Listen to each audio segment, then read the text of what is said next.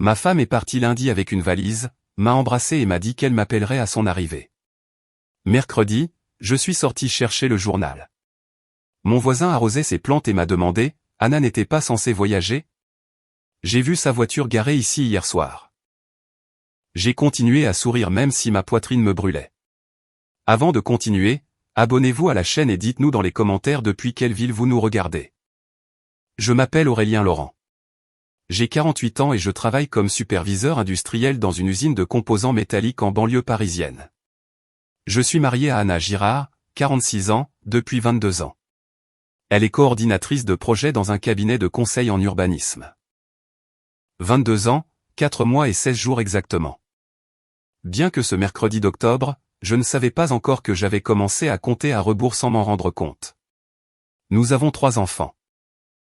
Camille, 19 ans, qui était en 2e année d'université cette année-là et vivait entre notre maison et l'appartement qu'elle partageait avec 2 camarades de classe à 4 km de là. Thomas, 10 ans, qui était parti à l'école ce matin-là avec son sac à dos de travers, comme tous les jours, même si je le lui remettais droit sur le pas de la porte.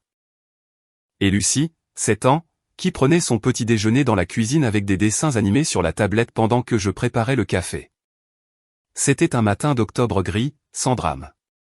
Ce gris parisien d'automne, ennuyeux et familier, qui n'arrive pas à se décider à pleuvoir et où le froid ne s'est pas encore tout à fait installé. J'avais ma journée de libre, un jour de récupération accumulé grâce aux heures supplémentaires que j'avais faites en août, sans obligation, sans précipitation. J'avais prévu de boire mon café calmement, de descendre au kiosque pour acheter le journal, et peut-être d'appeler Anna pour voir comment se passait sa conférence.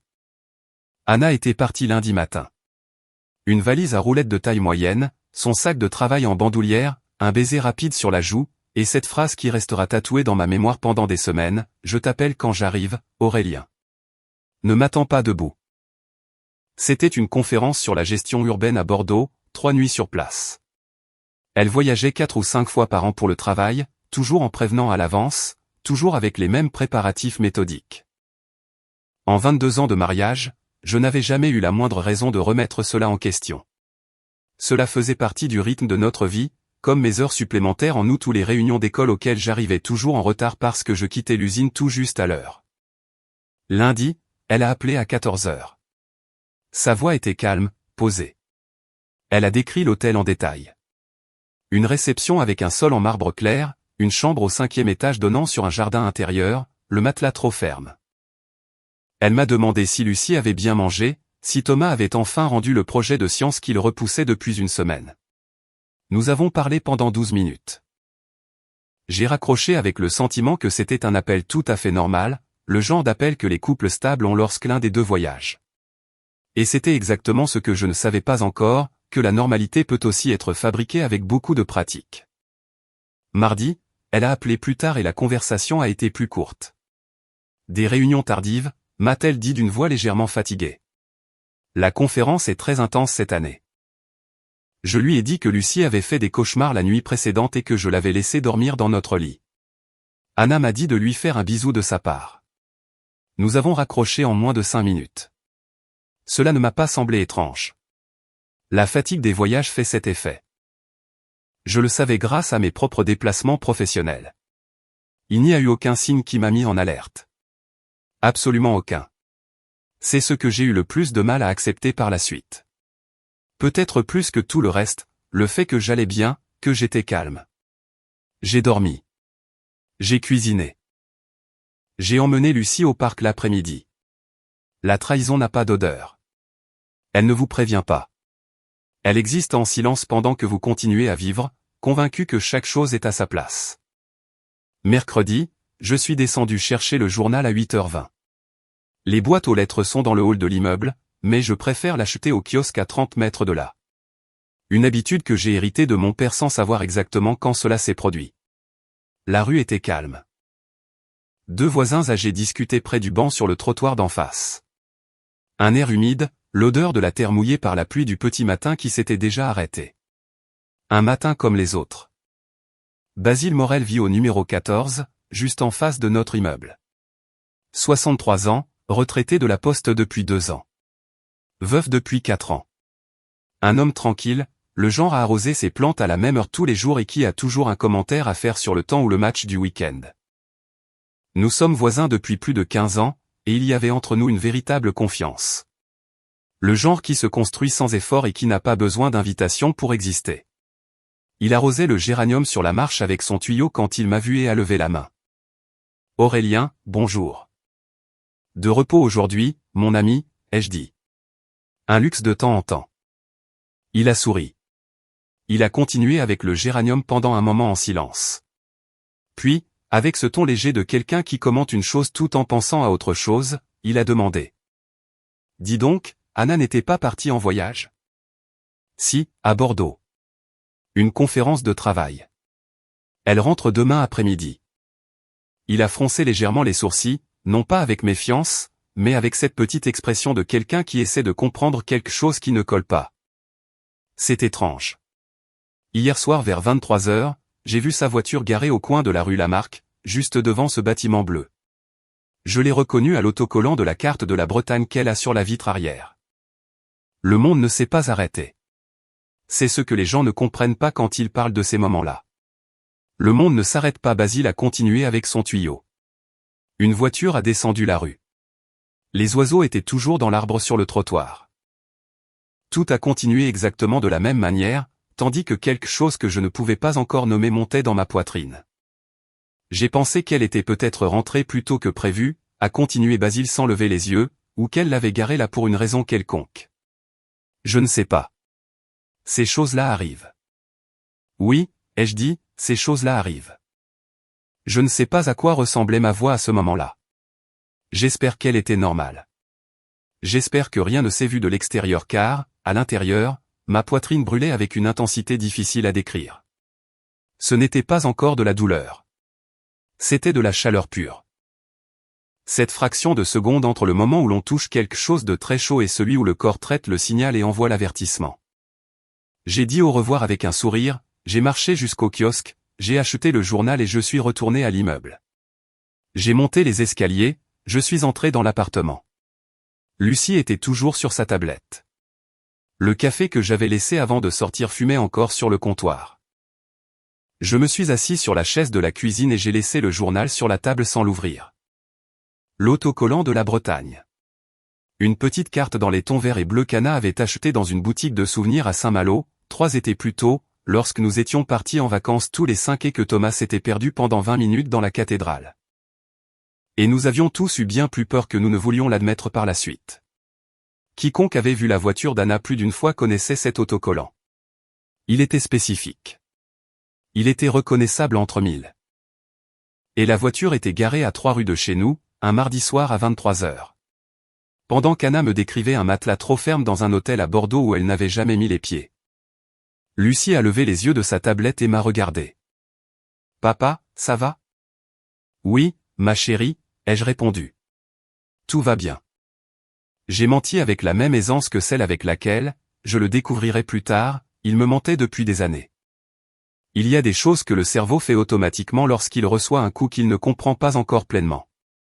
Il ne raisonne pas. Il n'analyse pas.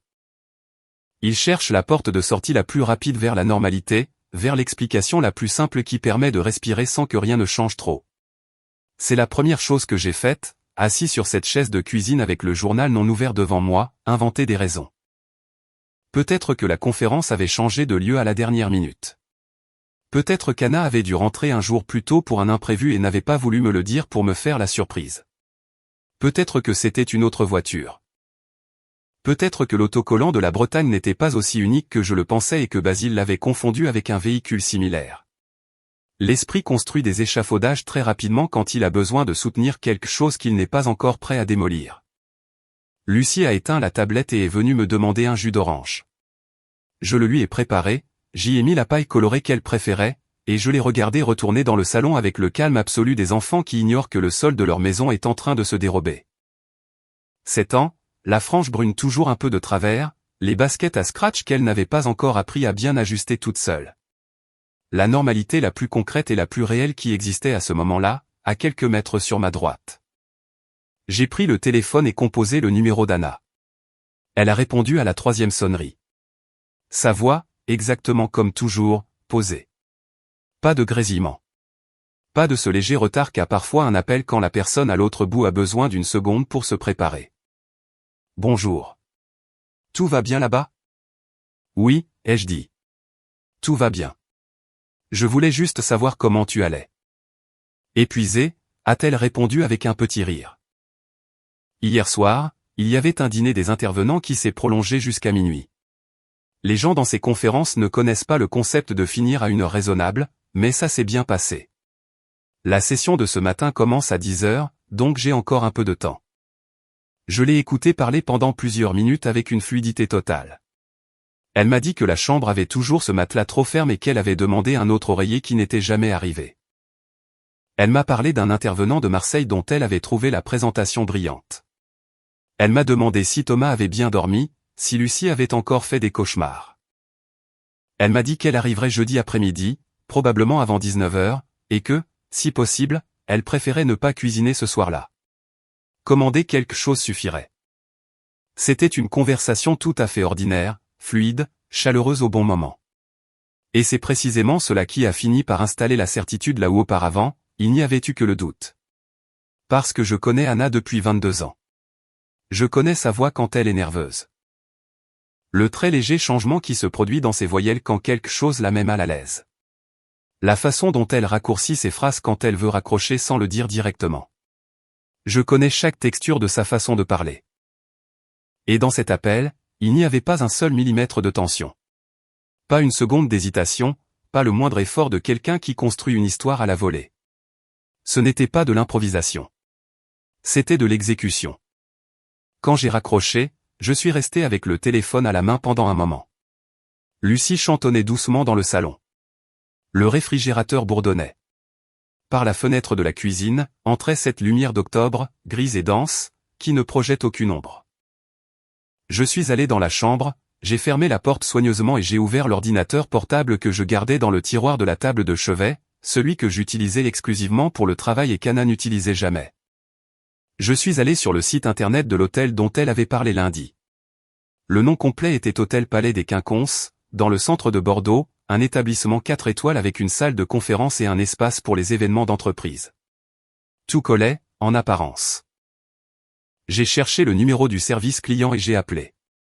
J'ai expliqué que j'étais le mari d'une cliente et que j'avais oublié de confirmer le numéro de chambre pour lui envoyer quelque chose. C'était une excuse maladroite. Je le savais, mais j'espérais que la réception ne vérifierait pas trop. La femme qui a répondu était aimable et professionnelle. Elle a regardé dans le système, m'a demandé le nom complet. Anna Girard, ai-je dit. Bref silence, bruit de frappe sur un clavier. Un autre silence. Je suis désolé, nous n'avons aucune réservation à ce nom pour ces dates. Je l'ai répété, en épelant le nom de famille au cas où il y aurait eu un problème d'enregistrement. Elle a cherché à nouveau. Rien. Elle m'a demandé si la réservation était peut-être au nom de l'entreprise. Je lui ai donné le nom du cabinet de conseil où travaillait Anna. Elle a cherché. Rien non plus. J'ai raccroché. Je me suis assis sur le bord du lit et je n'ai rien fait pendant plusieurs minutes. La chambre sentait le parfum d'Anna, cette douce fragrance qu'elle portait depuis avant notre mariage, et que j'avais respiré des milliers de fois sans y penser. Maintenant, cette odeur était différente. C'était toujours la même, mais elle signifiait quelque chose de différent. J'ai essayé de trier ce que j'avais. La voiture d'Anna garée à 3 rue de la Maison à 23 heures le mardi soir. Une réservation qui n'existait pas à l'hôtel où elle était censée séjourner depuis lundi. Un appel qui semblait trop naturel pour être innocent. 3 faits. 3 faits qui, séparément, auraient pu avoir une explication, mais qui, ensemble, formaient une image qui ne laissait place à aucune autre interprétation. Je n'ai pas crié. Je n'ai rien cassé. Je n'ai appelé personne. Je me suis levé, je suis allé à la salle de bain, j'ai ouvert le robinet d'eau froide et je me suis aspergé le visage. Je me suis regardé dans le miroir pendant un moment. 48 ans, plus de gris dans mes cheveux qu'il y a 5 ans. Les cernes causées par des gardes qui ne se terminent pas à des heures raisonnables. Un homme qui avait construit toute sa vie autour d'une famille qui, à ce moment-là, avait un trou de la taille d'une trahison qu'il ne pouvait pas encore totalement appréhender. Ce que je ressentais n'était pas encore de la rage. C'était quelque chose de plus froid et de plus lourd. Une sorte de lucidité forcée, comme lorsque vos yeux s'habituent à l'obscurité et commencent à distinguer les contours des objets qui ont toujours été là, même si vous ne les voyez pas. Je me suis essuyé le visage, j'ai fermé le robinet, je suis retourné à la cuisine, je me suis servi le café qui était déjà tiède, et je l'ai bu debout près de la fenêtre en regardant la rue. Basile n'était plus sur sa marche. Le géranium brillait un peu sous l'eau récente. La rue continuait avec ce rythme lent d'un matin sans urgence. Je ne comprenais pas comment tout pouvait continuer exactement pareil. Alors que je venais de découvrir que mon mariage était, depuis un certain temps, quelque chose de complètement différent de ce que je pensais. Thomas rentrait de l'école à 14h15, Lucie à 17h, parce que le mercredi elle avait des activités périscolaires. J'avais du temps. Je ne savais pas encore pourquoi faire, mais j'en avais. Et pour la première fois de la matinée, cela m'a semblé important. J'ai attendu que Lucie s'endorme sur le canapé après le petit déjeuner, comme elle le faisait parfois quand la matinée était calme et qu'il n'y avait d'urgence pour rien. Je l'ai recouverte d'une couverture, j'ai baissé le volume de la télévision et j'ai pris les clés de la voiture. La rue Lamarck était à 4 minutes à pied de notre immeuble, mais j'y suis allé en voiture parce que j'avais besoin de pouvoir partir rapidement si je le jugeais nécessaire. Je ne sais pas exactement pourquoi. C'était un sentiment irrationnel, l'inconfort que votre corps ressent lorsque vous faites quelque chose que vous n'êtes pas encore sûr de vouloir vraiment faire. Je me suis garé sur une place de livraison au début de la rue. Le moteur s'est tu. J'ai regardé droit devant. Le bâtiment bleu était exactement cela, un immeuble résidentiel de 7 étages avec une façade peinte dans un ton bleu grisâtre usé aux angles par les années et la pluie. Ce n'était pas un bâtiment remarquable ou particulièrement bien entretenu. Une porte vitrée avec un interphone. 8 boîtes aux lettres visibles de l'extérieur. Un pot avec une plante sèche sur la première marche. Un immeuble ordinaire du genre de ceux qui existent par milliers à Paris, le type qui passe complètement inaperçu, même si vous vivez à 4 rues de là depuis des années. J'ai sorti mon téléphone et j'ai photographié la façade. Ensuite, j'ai photographié la place de stationnement devant l'entrée où, selon Basile, la voiture d'Anna se trouvait la veille au soir. Il n'y avait aucun véhicule garé là à ce moment-là, juste la chaussée mouillée et les marquages jaunes de la zone de livraison. Je ne suis pas sorti de la voiture. Il n'y avait rien à faire debout sur ce trottoir. La réponse n'était pas dans le bâtiment lui-même, mais dans qui vivait à l'intérieur, et c'était quelque chose que je ne pouvais pas résoudre en regardant une façade depuis la rue. De retour à la maison, Lucie dormait toujours. L'horloge de la cuisine indiquait 10h40. Je suis allé dans la chambre, j'ai ouvert l'ordinateur et cette fois, je ne suis pas allé sur les sites des hôtels. Je suis allé sur le profil professionnel d'Anna. Anna utilisait ce réseau modérément, comme elle le faisait pour presque tout, avec ordre, avec discernement, sans excès. Elle publiait des articles de son secteur 2 ou 3 fois par mois, partageait des appels à conférences, commentait les présentations de ses collègues. Un profil construit au fil des ans avec patience et cohérence. Aussi méthodique qu'elle l'était, elle comptait un peu plus de 800 contacts, ce qui, pour son domaine, constituait un réseau solide mais sans excès. J'ai commencé par les commentaires récents sur ses publications, puis ceux qu'elle avait laissés sur les publications des autres. Puis les mentions et identifications des 2 dernières années. Ce fut un processus lent et fastidieux, du genre qui requiert une attention soutenue car les données pertinentes ne s'affichent pas comme des annonces, mais sont cachées parmi des dizaines d'interactions ordinaires. J'ai vu pour la première fois, dans un post datant de 14 mois, un article qu'Anna avait partagé sur les réglementations de construction dans les zones urbaines consolidées. Le premier commentaire provenait d'un compte avec une photo de profil professionnel, costume sombre, fond neutre. Gaspard Chevalier, architecte. Le commentaire disait simplement, très bon article, Anna, toujours très juste dans cette sélection. Et elle avait répondu par un merci. Gaspard, je savais que ça t'intéresserait. Une phrase, 6 mots. Je savais que ça t'intéresserait. Ce n'était pas une réponse générique. C'était personnel.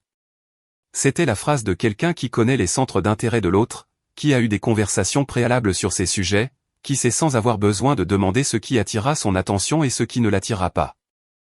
J'ai continué à chercher. J'ai trouvé 4 autres interactions au cours des 12 mois précédents. Toujours lui, commentant ses publications. Toujours avec ce ton à mi-chemin entre le professionnel et le familier. Rien qu'un observateur extérieur n'aurait pu qualifier d'inapproprié. Rien de déplacé ou d'évident, mais avec une constance, une régularité, une chaleur spécifique qui ne correspondait pas à la distance naturelle de deux personnes qui se connaissent simplement par leur secteur d'activité. Je suis allé sur son profil. Gaspard Chevalier, 44 ans selon la date à laquelle il avait rejoint le réseau et les données qu'il avait lui-même publiées, architecte avec son propre cabinet dans le 11e arrondissement, spécialisé dans la réhabilitation de bâtiments résidentiels et le conseil technique aux promoteurs. Formé à Paris et diplômé d'un 3e cycle à Milan dont il avait publié des photos il y a 10 ans, un profil actif avec un contenu régulier assez suivi dans son domaine. J'ai examiné attentivement les photos publiques prises lors d'un événement du secteur immobilier organisé il y a 27 mois. J'ai trouvé la première image où ils apparaissaient ensemble. C'était une photo de groupe, environ 12 personnes autour d'une table de conférence avec du café et des dossiers. Anna se tenait sur le côté gauche, Gaspard, à 2 personnes sur sa droite, légèrement penché vers elle avec l'expression de quelqu'un qui dit quelque chose à voix basse pendant que la photo est prise. Ils ne se touchaient pas. Il n'y avait rien qu'un photographe d'événement aurait pu qualifier de compromettant. Mais je sais comment Anna se tient quand elle est à l'aise avec quelqu'un et comment elle se tient quand elle ne l'est pas. Et sur cette photo, il n'y avait pas cette distance minimale de courtoisie qu'elle maintient avec ses collègues de travail. Sa posture était ouverte, légèrement tournée vers lui avec cet angle qu'elle adopte quand elle est intéressée par ce qu'elle entend. J'ai trouvé 2 autres photos lors de différents événements. Toujours le même schéma, jamais au premier plan ensemble, jamais une image qui, isolée, signifiait quelque chose de précis, mais en séquence, vue avec les yeux de quelqu'un qui a observé cette femme pendant 22 ans, cela racontait une toute autre histoire. J'ai noté le nom complet sur un bout de papier, le cabinet, le quartier. J'ai enregistré des captures d'écran de toutes les interactions dans un dossier protégé par mot de passe sur mon ordinateur et je l'ai nommé avec le numéro de facture d'un fournisseur de l'usine. Quelque chose que personne parcourant mes fichiers ne trouverait pertinent. Ensuite, j'ai fermé l'ordinateur et je me suis assis sur la chaise de bureau. Le cabinet de Gaspard Chevalier était dans le 11e arrondissement. Depuis chez nous en voiture et sans circulation, c'était à 17 minutes. Depuis la rue Lamarck, depuis l'immeuble bleu avec les boîtes aux lettres et la plante sèche sur la première marche, c'était probablement à 9 minutes. Ce n'était pas une coïncidence géographique. C'était de la logique. J'ai ressenti un frisson qui n'avait rien à voir avec la température de la pièce. Ce n'était pas exactement de la peur, ni encore de la rage. C'était la sensation physique d'un bâtiment que vous pensiez solide et qui commence à montrer les fissures qui ont toujours été là, sans que vous ne les ayez regardées d'assez près. Lucie est entrée dans la chambre avec ses cheveux ébouriffés par sa courte sieste, traînant les pieds dans ses baskets très usées. « Papa, j'ai faim. » Je me suis levé de la chaise. « Allons à la cuisine », ai-je dit. Je lui ai préparé des tartines avec de l'huile et une tranche de jambon. Je l'ai assise à sa place habituelle. Je lui ai demandé si elle voulait du jus ou du lait. Elle a dit du jus, comme elle le faisait presque toujours. Je lui ai servi le jus. Je me suis adossé au comptoir et je l'ai regardé manger avec cette concentration calme et absolue qu'ont les jeunes enfants lorsqu'ils aiment quelque chose. 7 ans, sans le moindre soupçon que son père venait de découvrir le nom de l'homme qui, depuis des mois ou peut-être des années, faisait partie d'une vie parallèle que sa mère construisait avec la même minutie que pour tout le reste. Thomas arrivait à 14h15. J'avais du temps pour réfléchir et, pour la première fois depuis que Basile avait mentionné l'autocollant de la Bretagne près de ses géraniums mouillés, ce que je ressentais n'était pas juste de la confusion ou une chaleur dans la poitrine. C'était quelque chose de plus structuré, de plus délibéré. La différence entre trébucher sur quelque chose dans le noir et allumer la lumière pour voir exactement ce que vous avez devant vous. Je ne savais pas encore tout, mais j'en savais déjà assez pour savoir que j'avais besoin d'en savoir plus. Cet après-midi-là, après avoir récupéré Thomas à l'école et une fois les 2 enfants occupés, j'ai profité de l'occasion pour me rasseoir à l'ordinateur, mais cette fois avec un objectif différent. Je ne cherchais pas d'autres interactions sur les réseaux sociaux ou plus de photos d'événements. Je voulais comprendre quand tout cela avait commencé, à partir de quel point exact dans le passé je devais regarder en arrière. J'ai cherché le nom de Gaspard Chevalier en l'associant à celui du cabinet de conseil où travaillait Anna. Le premier résultat pertinent fut un appel à collaboration technique datant d'il y a 4 ans et 3 mois. L'entreprise d'Anna avait sous-traité des conseils en architecture pour un projet de rénovation dans le quartier de Belleville. Le nom du cabinet engagé apparaissait en bas du document public, Chevalier Architecture et Conseil, avec une adresse dans le 11e arrondissement. Le responsable technique du contrat pour le cabinet était Gaspard Chevalier. 4 ans et 3 mois. Je me suis adossé à ma chaise et j'ai assimilé cela un instant. Il y a 4 ans et 3 mois, j'étais à l'usine en train de gérer l'expansion de la chaîne de production qui nous avait coûté 2 ans de négociations avec la direction centrale. Je rentrais tard à la maison, je mangeais ce qu'il restait dans le frigo, je tombais dans le lit avec la tête encore pleine de plans et de budget. Anna m'écoutait en parler avec patience. Elle me demandait comment ça se passait. Elle me disait que ça allait passer. Pendant ce temps, lors d'une réunion de coordination technique dans une salle de réunion du quartier de Belleville, elle et Gaspard Chevalier commençaient à construire quelque chose dont j'ignorais complètement l'existence. J'ai continué à chercher. J'ai trouvé son nom mentionné dans 3 projets différents liés au cabinet de conseil d'Anna au cours de ces 4 années.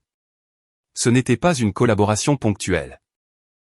C'était une relation professionnelle soutenue, avec des contrats renouvelés, avec une présence régulière, ce qui signifiait qu'il n'y avait pas eu de moment de faiblesse isolé ou de circonstances exceptionnelles.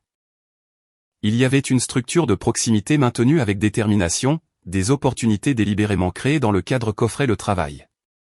La trahison la plus calculée n'est pas celle qui se produit sur un coup de tête. C'est celle qui se construit brique par brique au sein d'une architecture parfaitement conçue pour paraître innocente. Cette nuit-là, alors que Thomas et Lucie dormaient déjà, je me suis assis dans le salon avec la lumière tamisée et un verre d'eau que je n'ai pas bu. J'ai passé en revue les 4 dernières années dans ma mémoire avec ce nouveau nom installé au centre, comme un filtre différent posé sur les mêmes images. Je me suis souvenu d'une nuit, il y a environ 2 ans et demi, où Anna est rentrée plus tard que d'habitude. Elle m'avait dit qu'il y avait eu une réunion de clôture de projet qui avait pris du retard et que l'équipe était ensuite allée dîner. Elle est arrivée après minuit. Je regardais un match avec le son baissé pour ne pas réveiller les enfants. Elle s'est assise à côté de moi un instant, m'a demandé le score, a dit qu'elle était épuisée et est allée se coucher. Il n'y avait rien à signaler. Les longues réunions existaient, les dîners d'équipe existaient. Je le savais et je n'y avais pas repensé. Je me souviens aussi d'un samedi, il y a environ 3 ans, où Anna m'avait dit qu'elle devait aller au bureau pendant quelques heures pour revoir un rapport urgent. Elle est revenue 4 heures plus tard. Elle s'est excusée en disant qu'elle avait trouvé plus d'erreurs que prévu. J'étais au parc avec Thomas et Lucie. Je me souviens que Lucie est tombée de la balançoire, s'est écorché le genou et a beaucoup pleuré, et que lorsqu'Anna est rentrée à la maison, tout était passé et les enfants prenaient calmement leur goûter. Et je ne lui ai rien dit de notre frayeur parce que ça ne me semblait plus important. Combien d'heures, combien de samedis, combien de réunions qui s'étaient éternisées. Combien de nuits où je suis rentré fatigué et où elle était déjà au lit en train de lire, éteignant la lumière peu après mon arrivée.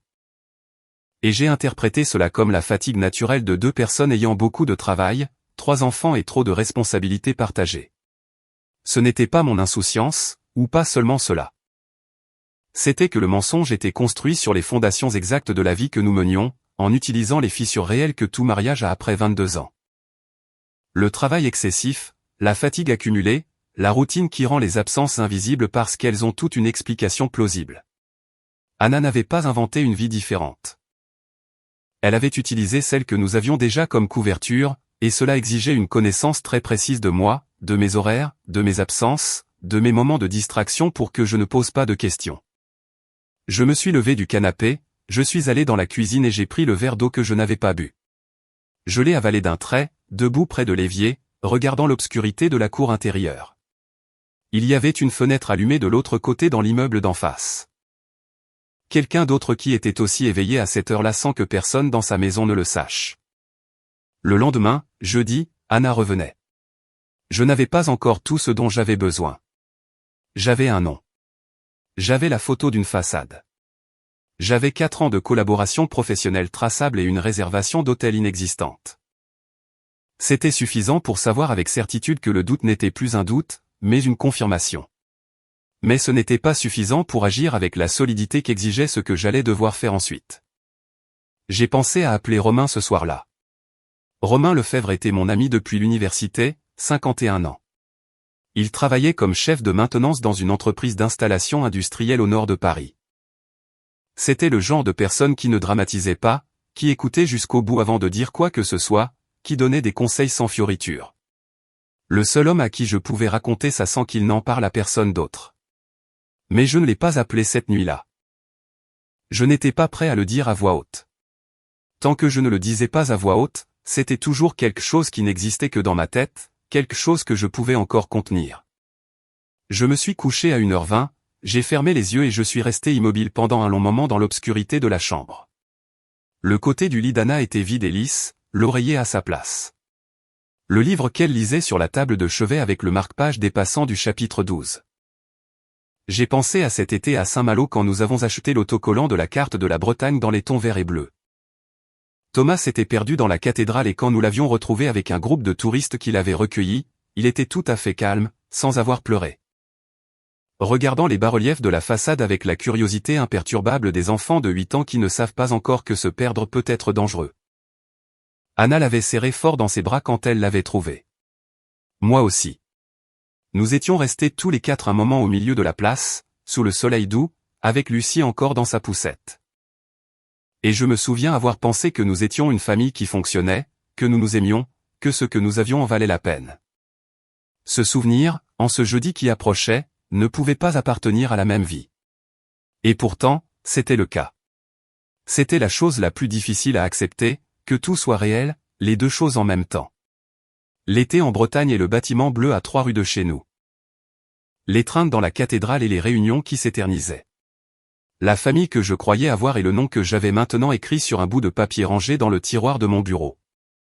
Anna arrivait le lendemain avant 19h et je serais là à la porte avec le même visage que toujours. Elle est arrivée à 18h47 le jeudi soir. J'ai entendu l'ascenseur s'arrêter à notre étage avant que la sonnette ne retentisse. Ce bruit particulier du mécanisme hydraulique, ce bruit sourd et sec en atteignant l'étage, je le connais si bien après 11 ans de vie dans cet immeuble que je peux l'identifier sans avoir besoin de tendre l'oreille. Je me suis levé du canapé où j'étais assis sans vraiment regarder l'émission qui passait à la télévision. Et je suis allé à la porte avec un calme qui n'était pas de l'indifférence, mais du contrôle.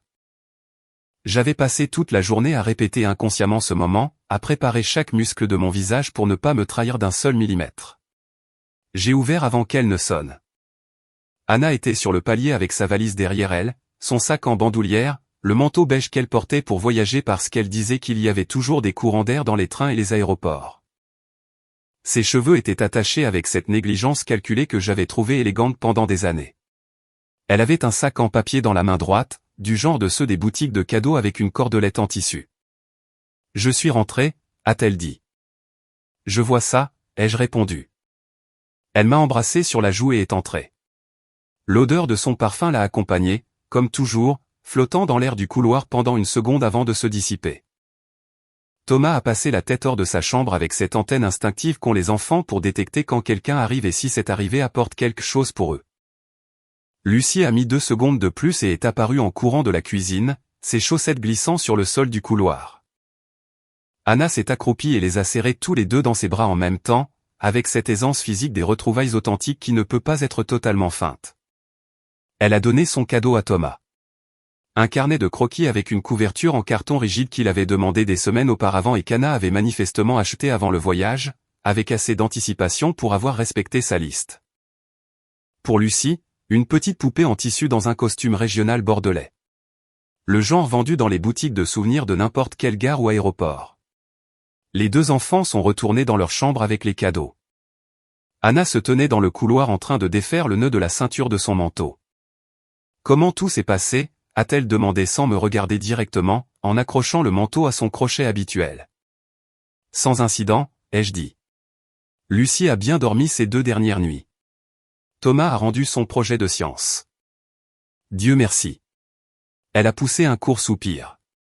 Il le repoussait depuis un moment. Je suis allé dans la cuisine et j'ai allumé la cafetière. La routine la plus mécanique que nous ayons, tellement automatisée que je pourrais la faire en dormant. J'ai entendu Anna traîner la valise jusqu'à la chambre. Le bruit de la fermeture est clair, l'ouverture des tiroirs. Des sons complètement familiers qui avaient une texture différente cet après-midi-là. Comme lorsque vous écoutez une chanson que vous connaissez par cœur, mais dans une langue que vous venez de découvrir ne pas être l'original. Elle est venue dans la cuisine et s'est assise sur sa chaise habituelle, celle qui fait face à la fenêtre de la cour intérieure. J'ai posé la tasse devant elle. La conférence était bien, a-t-elle dit en enroulant ses 2 mains autour de la tasse. Intense, mais bien. La présentation de jeudi matin était la meilleure.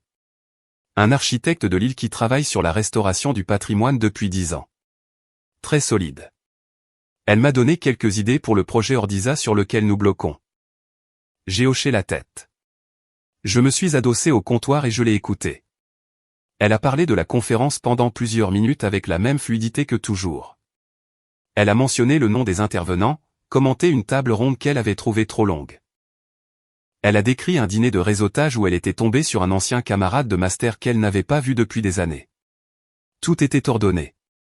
Tout était cohérent. Tout avec juste assez de détails pour sembler vécu et pas assez pour être excessif.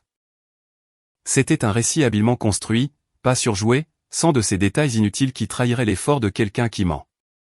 Juste la bonne quantité d'informations, naturelle dans son rythme, crédible dans son ton. Si je n'avais pas appelé l'hôtel Palais des Quinconces le mercredi matin, si Basile n'avait pas arrosé ses géraniums au moment précis où je descendais chercher le journal, j'aurais entendu cette histoire et n'aurais eu aucune raison d'en douter. C'est ce qui m'a été le plus difficile à contenir intérieurement en la regardant. La conscience d'avoir écouté le même genre d'histoire pendant des années sans aucun filtre critique. Combien d'histoires de réunions, de voyages, de dîners d'équipe avais-je reçus avec la même naturalité que le bulletin météo? Sans me poser de questions, sans vérifier, avec la confiance aveugle de quelqu'un qui ne peut pas concevoir que le sol sur lequel il se tient puisse être différent de ce qu'il semble. Et toi, comment tu as passé ces jours, a-t-elle demandé. Bien, ai-je dit. Tranquillement.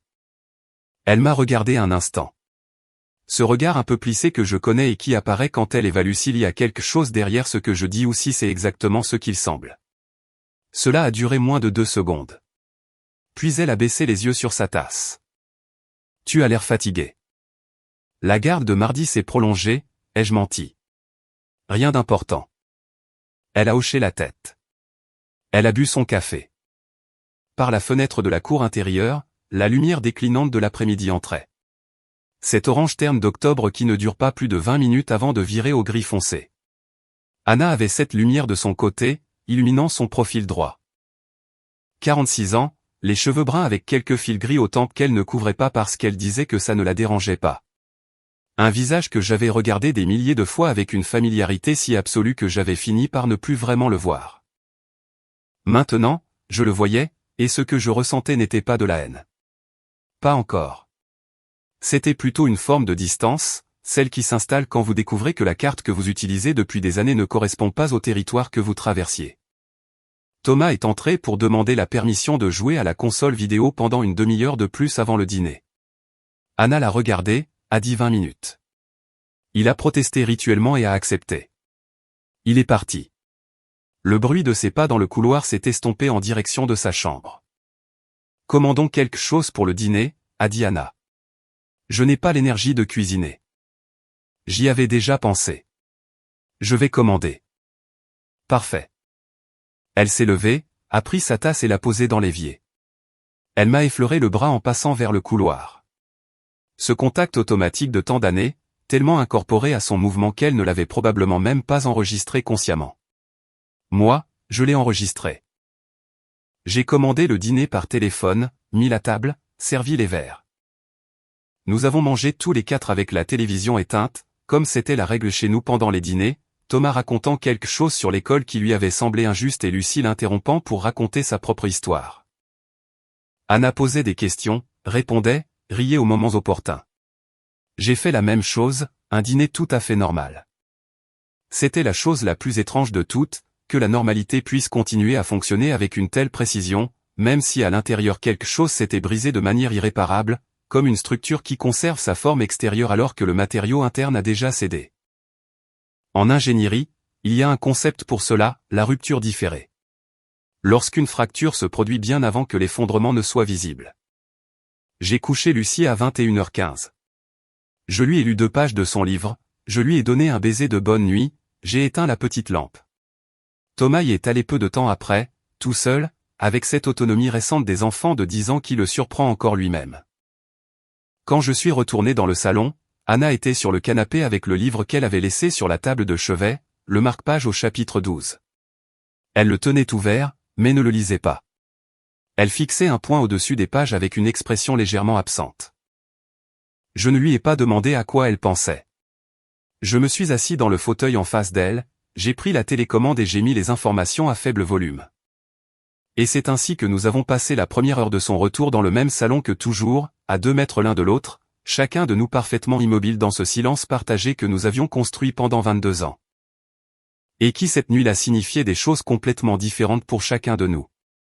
Le samedi matin, 2 jours après le retour d'Anna, Camille s'est pointée à la maison avant 11 heures. Ce n'était pas inhabituel. Depuis qu'elle avait commencé l'université, elle alternait entre la colocation avec ses amis et notre maison avec une irrégularité que je n'avais jamais vraiment comprise. Parfois elle restait plusieurs jours d'affilée. Parfois elle disparaissait toute une semaine. Elle avait sa propre clé depuis l'âge de 16 ans et usait de cette liberté avec le naturel de quelqu'un qui n'a jamais eu de raison de la remettre en question.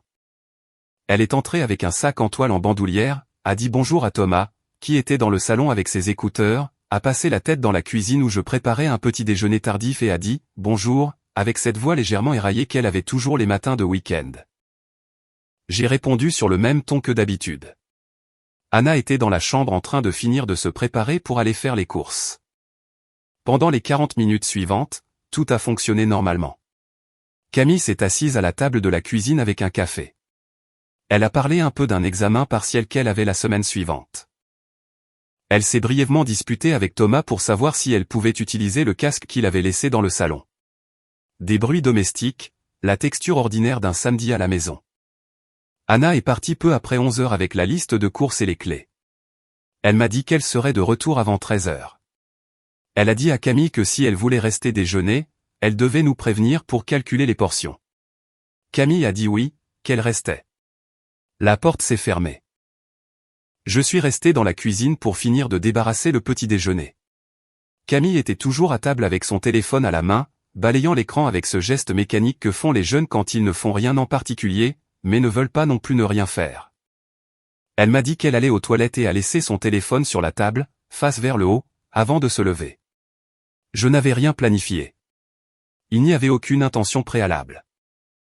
Je suis passé derrière la chaise où elle était assise pour mettre les verres dans l'évier et l'écran allumé était là, déverrouillé, affichant une conversation par message. Je me suis arrêté non pas parce que je cherchais quelque chose, mais parce que le nom en haut de la conversation était maman, et parce que le dernier message envoyé par Camille, toujours visible sur l'écran sans avoir besoin de faire défiler, disait avec la plus grande clarté du monde. Papa est à la maison. Fais attention. J'ai lu le message 2 fois, 3 fois.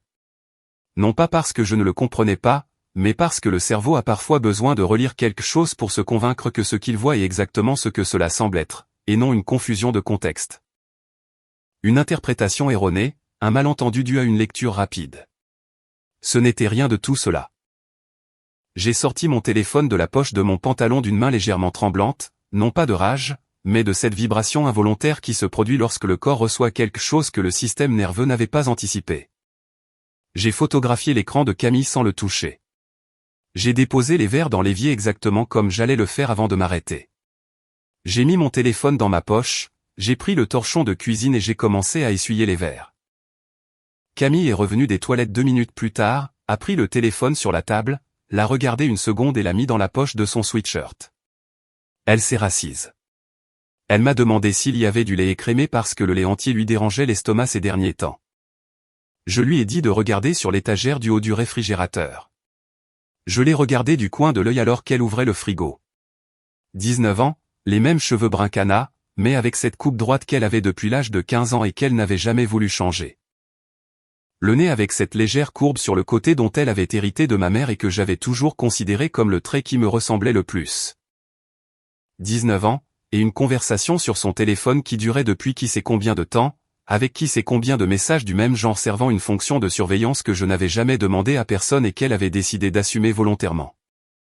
Elle a trouvé le lait, s'est versé un verre, s'est rassise. J'ai continué à essuyer les verres.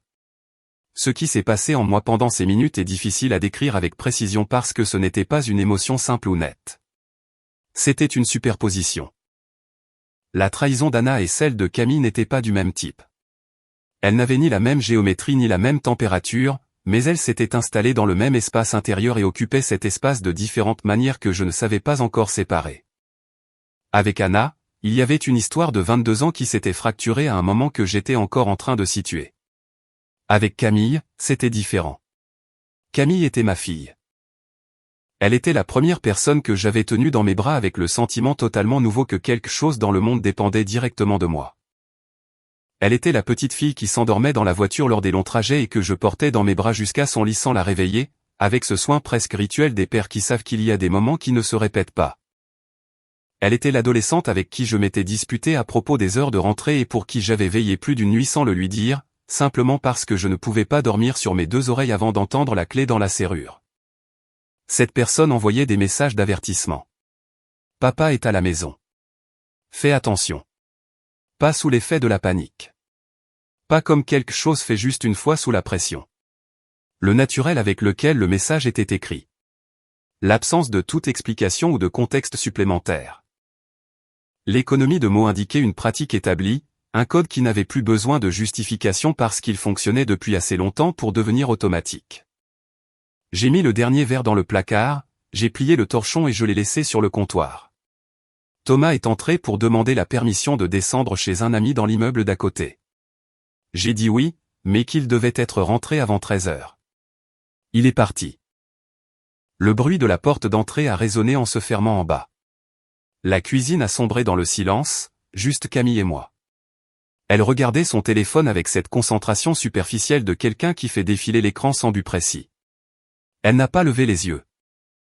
Il n'y avait aucun signe dans sa posture indiquant qu'elle se doutait de quelque chose, qu'elle se sentait observée ou mal à l'aise. Elle était complètement calme. Cela aussi me disait quelque chose. Je me suis adossé au comptoir et je l'ai regardée un instant sans qu'elle s'en aperçoive. J'ai pensé à lui dire quelque chose à ce moment-là, ce samedi précis, avec la cuisine vide et Anna hors de la maison, mais je ne l'ai pas fait. Non pas parce que je n'avais pas les mots, mais parce que je n'avais pas encore tout ce dont j'avais besoin. Et confronter Camille avant d'avoir une vue d'ensemble aurait été gâcher le seul moment que j'aurais pour le faire avec toute la solidité possible. Alors, je n'ai rien dit. J'ai réchauffé du café, je m'en suis servi une tasse et je suis allé dans le salon. Je me suis assis dans le fauteuil, j'ai pris le journal de la veille que je n'avais pas fini de lire et j'en ai tourné les pages avec une concentration inexistante. Du couloir provenait le son du téléphone de Camille. Une musique douce, le bruit de la chaise bougeant légèrement. Un samedi matin à la maison. À l'extérieur, tout était pareil. À l'intérieur, quelque chose avait changé de façon permanente et irréversible. Pas de manière dramatique, pas avec un bruit ou un coup, mais avec ce silence particulier des choses qui se brisent sans faire d'histoire, et qui, précisément pour cette raison, sont les plus difficiles à réparer, si tant est qu'elles soient un jour réparables. Anna est rentrée à 12h40 avec 2 sacs de courses et un bocal d'olives que Camille lui avait demandé par message. Nous avons mangé tous les 4 ensemble. J'ai servi l'eau. J'ai demandé si quelqu'un voulait du pain. J'ai débarrassé les assiettes quand nous avons fini et j'ai sauvegardé la photographie de cet écran dans le même dossier protégé sur mon ordinateur de travail où reposaient déjà les autres preuves, attendant le moment où tout ce que j'avais suffirait à ne laisser aucune échappatoire. Le lundi suivant, j'ai appelé Romain depuis ma voiture, garée dans le parking souterrain de l'usine pendant ma pause déjeuner. Je n'y suis pas allé par 4 chemins. Je lui ai tout raconté par ordre chronologique. La phrase de Basile, la réservation d'hôtel inexistante, le nom trouvé sur les réseaux professionnels d'Anna, les 4 années de collaboration traçables entre le cabinet de Gaspard Chevalier et la société de conseil. Je l'ai entendu digérer l'information en silence à l'autre bout du fil. Romain Lefebvre n'était pas du genre à réagir par des exclamations ou une indignation théâtrale. Il faisait partie de ceux qui prennent une grande inspiration et demandent de manière pragmatique « De quoi as-tu besoin ?» a-t-il dit. Je lui ai répondu que j'avais besoin de connaître toute la vérité avant d'agir. Pas des suppositions, pas des probabilités, une certitude documentée. Il y a eu une courte pause. J'ai le contact de quelqu'un, a-t-il dit. Un homme qui a travaillé pendant des années dans une compagnie d'assurance a enquêté sur les fraudes. Aujourd'hui, il travaille à son compte, il est discret et méthodique. Pas de méthodes illégales. Il met cela au clair dès le début. Tu veux lui parler ? J'ai dit oui. 2 jours plus tard, j'ai rencontré cet homme dans une brasserie du quartier des Batignolles, loin de chez nous et de l'usine. Il s'appelait Hector Vasseur, 53 ans, une carrure discrète, des vêtements sans marque, le genre d'apparence qui ne laisse aucune trace dans la mémoire de ceux qui le croisent. Il m'a écouté avec un petit carnet sur la table sur lequel il écrivait de temps en temps sans lever les yeux. Quand j'ai eu fini de lui raconter ce que je savais, il a relu ses notes un instant et m'a dit avec le plus grand naturel du monde qu'il en avait assez pour commencer et que dans 10 jours, il me remettrait un rapport. Le rapport est arrivé en 13 jours, une enveloppe scellée remise en main propre dans la même brasserie. Il me l'a donnée, a commandé un café et a attendu que je l'ouvre. À l'intérieur, il y avait 17 pages, des photographies, des relevés de déplacement, des dates, des heures. La relation entre Anna et Gaspard Chevalier ne durait pas depuis 4 ans comme je l'avais estimé d'après les collaborations professionnelles. C'était 3 ans et 4 mois d'une relation intime confirmée. Le début documenté remontait à un après-midi de juin, il y a 3 ans et 5 mois, lorsque tous deux étaient entrés ensemble dans l'immeuble bleu de la rue Lamarck à 19h20, et Gaspard n'en était ressorti qu'à 23h05. 3 ans et 4 mois.